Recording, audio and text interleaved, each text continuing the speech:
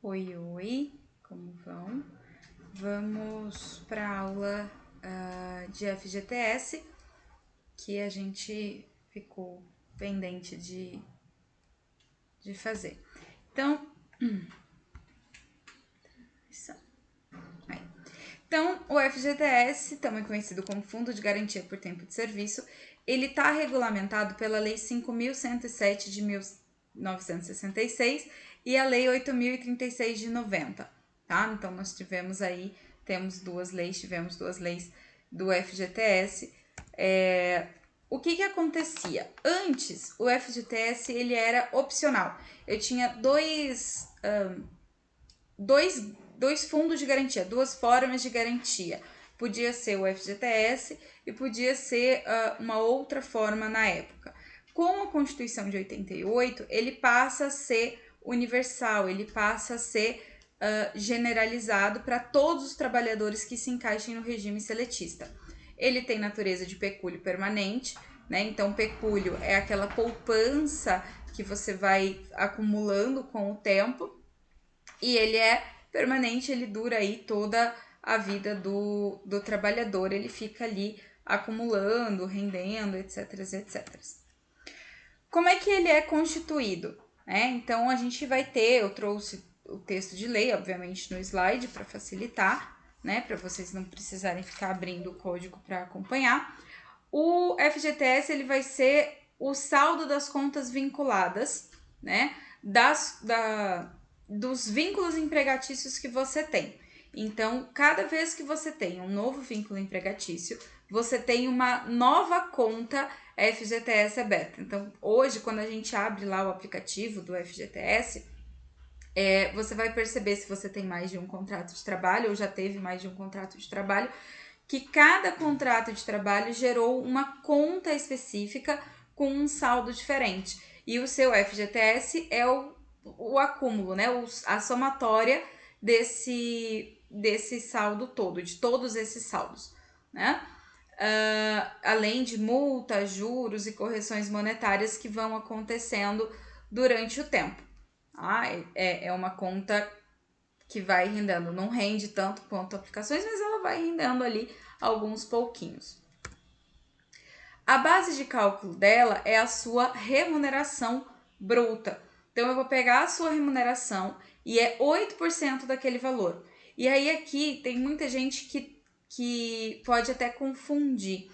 Esses 8% não são descontados do seu salário. Não é igual o INSS, que desconta do seu salário. O FGTS é um valor que é pago a mais além do seu salário. Então, você vai receber o seu salário com os descontos legais de INSS, descontos legais judiciários, de imposto de renda, caso você se enquadre. O FGTS é uma verba a mais que é paga. Ele é calculado em cima do bruto, com 8%, tá? Mas ele é pago além do seu salário, ele não é um desconto, ok? Você recebe FGTS em todas as suas verbas trabalhistas, né, em todos os meses, inclusive no seu 13º. Então, quando você recebe a verba do seu 13º, vai ter lá uma verbinha, vai ter lá a taxinha do FGTS também, tá? Para o jovem aprendiz é 2%, ok? Então, quem tem contrato de jovem aprendiz, o FGTS recolhido é 2% em cima da remuneração e não 8% em cima da remuneração. E aí a gente tem a súmula 63, que vai dizer que o FGTS tem que ser calculado todo mês com base na remuneração daquele período, incluindo as verbas eventuais. O que isso quer dizer? Naquele mês específico, você fez horas extras, tá? Você nunca faz hora extra. Naquele mês específico, sei lá, era um mês de muito movimento, ou teve uma demanda mais de tarefas, você precisou fazer horas extras. O seu FGTS vai ser calculado ali em cima daquele valor bruto, como eu já falei, né? De todas as verbas incidentes do seu salário, obviamente daquelas que compõem salário. Não incide sobre verbas indenizatórias, então caso você esteja recebendo alguma verba de natureza indenizatória e não salarial, né, não remuneratória, você vai receber você não vai ter o FGTS sobre ela, ok? E aí, ai, eu não botei o texto. Então, peraí, vamos lá. Vamos abrir aqui a OJ 195 pra gente olhar o texto dela.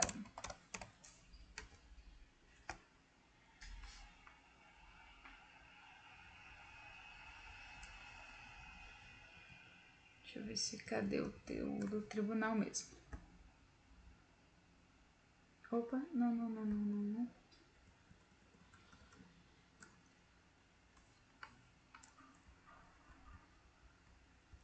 Aqui em cima vai ter, né? Então, não incide contribuição para FGTS nas férias indenizadas. E a súmula 305.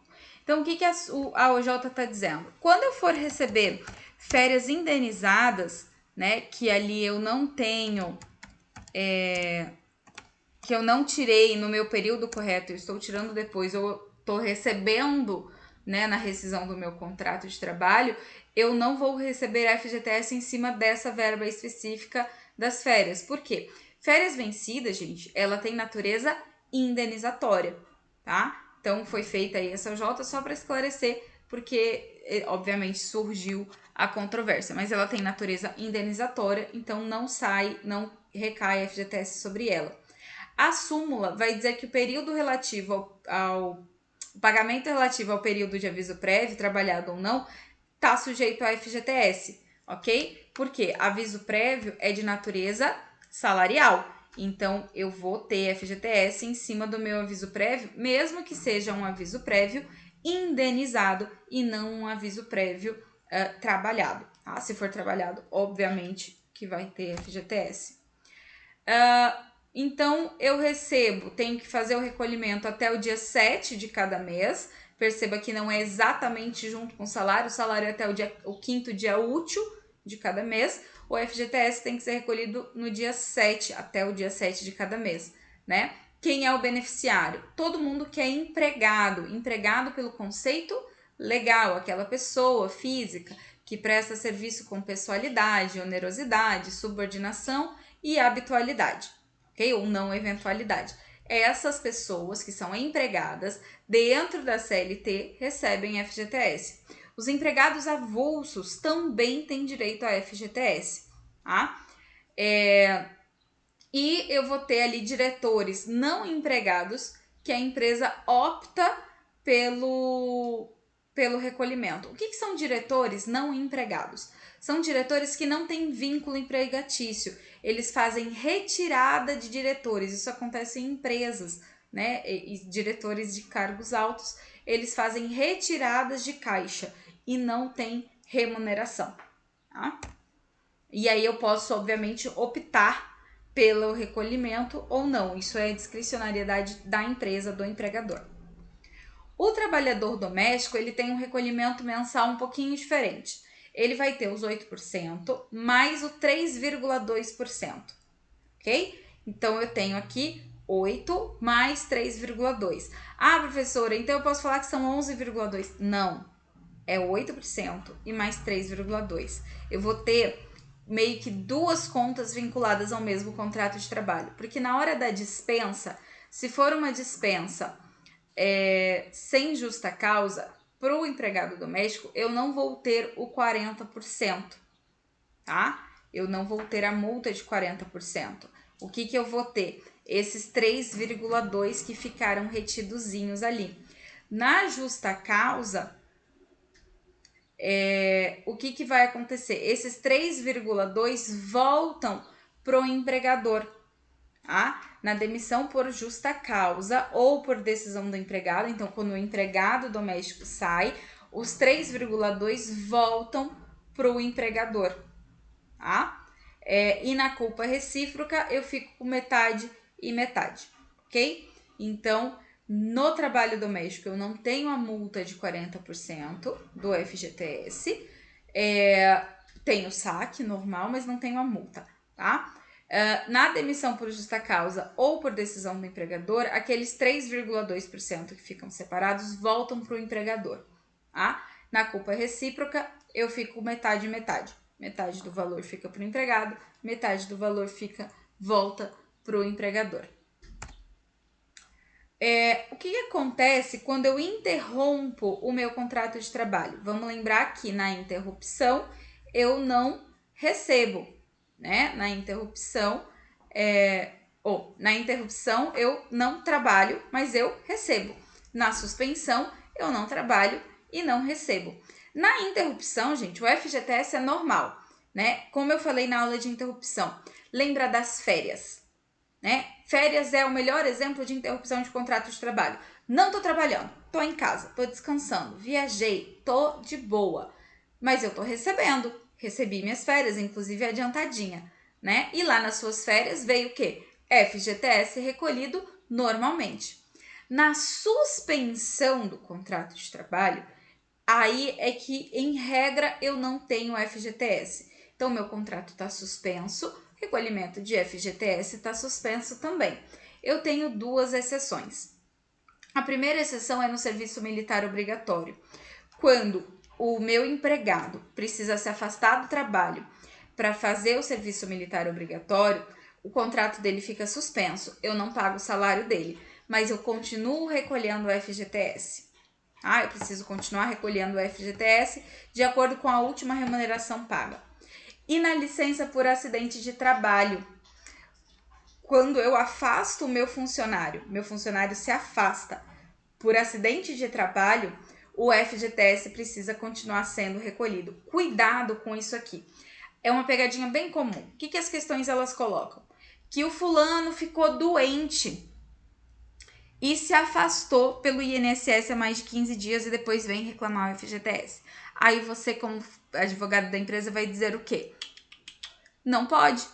Ele não se afastou por acidente de trabalho, ele ficou doente.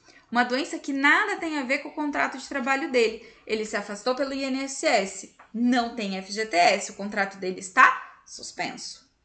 Agora, na licença por acidente de trabalho, aí o FGTS permanece. Aí o FGTS precisa continuar sendo recolhido, tá? Obviamente apenas no afastamento. Se ocorrer uma aposentadoria por invalidez, aí acabou, eu não recolho o FGTS, ok? Cuidado com o acidente de trabalho. Juros, né? Como é que funciona os juros? São juros de 3% ao ano, né? Um juros michuruca, um juros absurdamente baixo, mas é o que tem para hoje. Tá? Correção no padrão da poupança, não é das melhores, mas é uma correção, ok?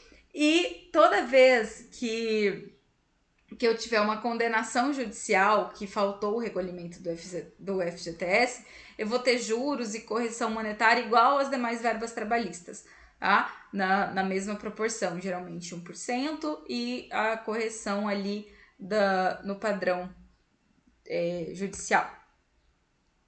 As formas agora de movimentação do FGTS. Quando eu posso movimentar? E aqui a gente vai ter que ir na letra da lei. Eu deixei destacado aqueles que são mais comuns, aqueles que são mais cobrados, tá? Nas provas. Mas é bom vocês fazerem depois uma leitura com calma do artigo e de todas as hipóteses, né? Então, a movimentação mais óbvia de todas é na extinção do contrato de trabalho sem justa causa, né? Sem justa causa, eu posso ali movimentar o meu FGTS, eu posso fazer o saque do meu FGTS. Se eu for demitido por justa causa ou pedir demissão, não tem saque, tá?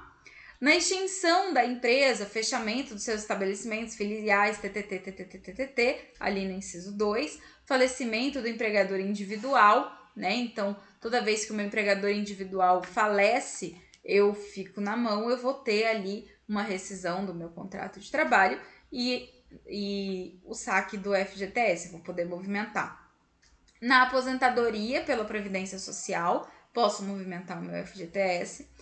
Quando eu tenho o falecimento do trabalhador, né? Quando o empregado vem a falecer, quem vai receber esse FGTS dele é os seus dependentes, tá? São ali os seus dependentes que vão fazer o recebimento. O pagamento de parte das prestações decorrentes de financiamento habitacional concedido no âmbito do sistema financeiro de habitação, desde que, aí vem ali os requisitos, né? O mutuário tenha 3 anos de trabalho sob o regime do FGTS na mesma empresa ou em empresas diferentes, mas tem que ter pelo menos 3 anos de contribuição. O valor seja utilizado pelo prazo de 12 meses e o valor abatido atinja ao máximo 80% do montante da prestação.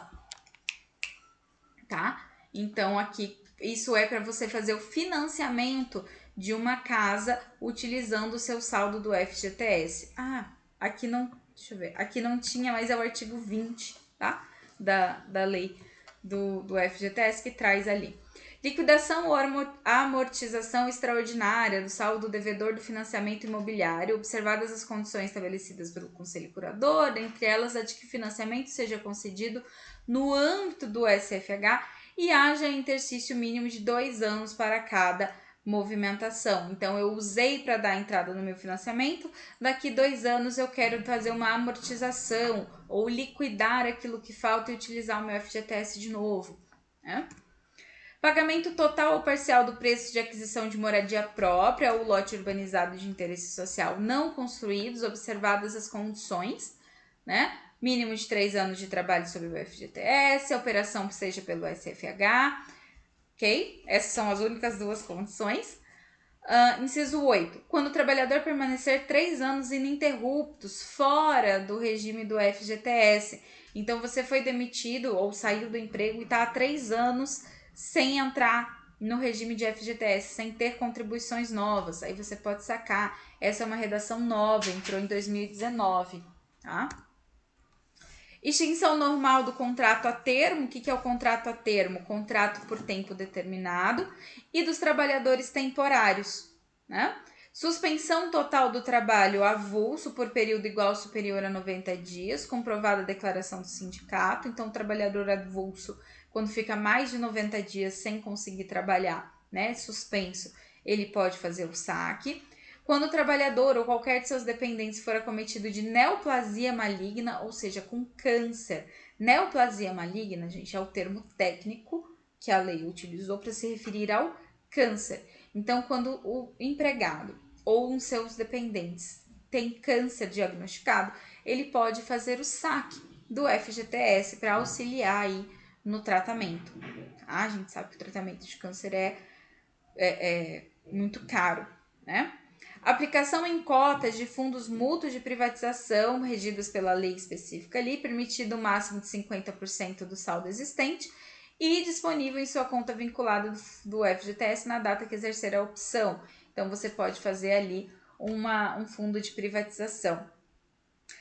Quando o trabalhador ou seus dependentes for portador do vírus HIV, eu também posso fazer a movimentação.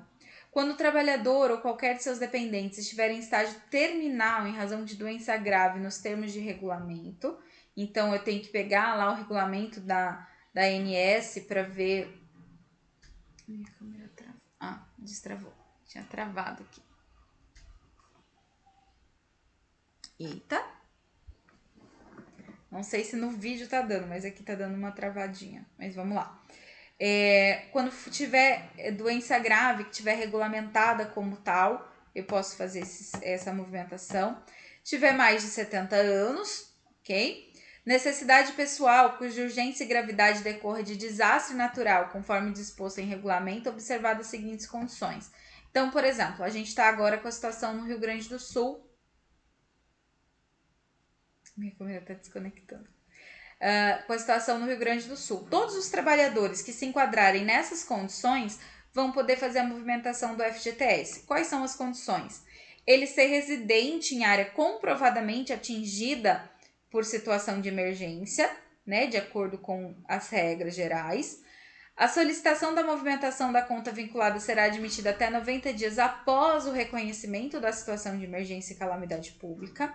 O valor máximo do saque da conta vinculada será definida em regulamento próprio, que geralmente é feito nas situações de emergência, tá?